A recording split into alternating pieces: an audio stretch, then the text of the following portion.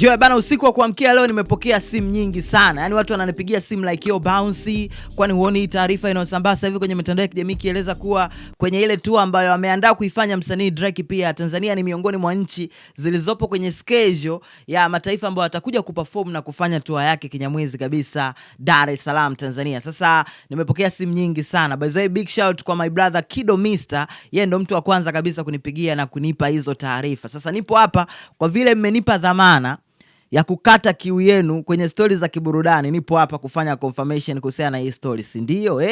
Sasa tunafahamu msanii Drake ametangaza kuachia album yake inaitwa Iceman, na ilikuwa ni moja kati ya album ambayo ilikuwa inasubiriwa kwa hamu sana na mashabiki wa muziki wa hip hop duniani kote. Lakini pia moja kati ya kitu ambacho nimekipenda sana, baada ya kutangaza tu kuwa anaachia album yake ya Iceman, kumekuwa kuna hizi rumors pia ambazo zina trend kwenye mitandao ya kijamii zikieleza kuwa Drake atafanya tour inaitwa Drake Flees The World Tour, ambayo ameweka mataifa mbalimbali sana ikiwemo pia mataifa barani Afrika na Tanzania pia ikiwemo.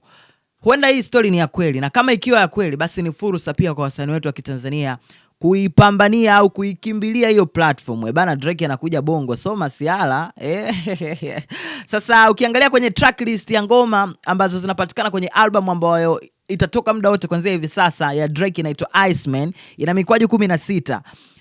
Collaboration za kimataifa zipo humu ndani, na nikili kusema wazi, kwenye zile tuzo zote ambazo zimeandaliwa kutolewa mwaka huu 2026, endapo hii album ya Iceman ya Drake ikitoka, basi tarajia hii album itakuwa best rap album of the year, best cover album of the year.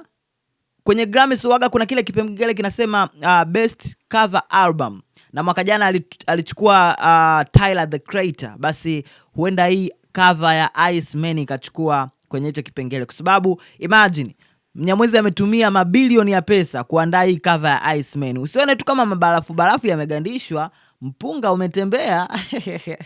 Sasa kitu pekee ambacho napenda pia ni namna ambavyo sasa hivi watu washaanza kujichagulia makolabo yao kwenye hii album ya Iceman ambayo itatoka muda wote kuanzia hivi sasa. Kwanza kabisa mimi nahisi track number 2 inaitwa Heart on Ice, akiwa amemshirikisha The Party Next Door, itakuwa ni ngoma kali sana. Tunza maneno yangu.